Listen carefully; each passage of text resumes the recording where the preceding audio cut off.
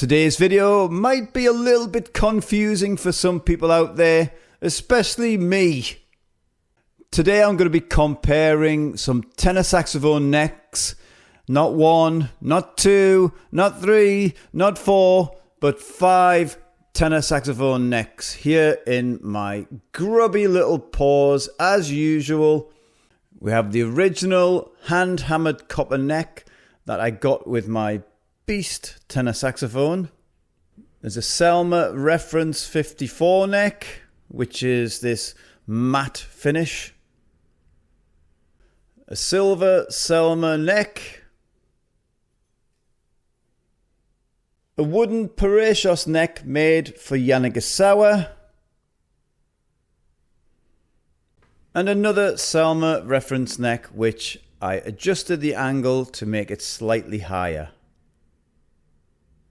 So these are the 5 necks I'm going to be comparing. It's not a competition, but if you want to make it a competition, that's on you. Now this came about because I was at a friend's place on Monday and we were going through some of his saxophone gear and some of mine. And we ended up going through a bunch of necks.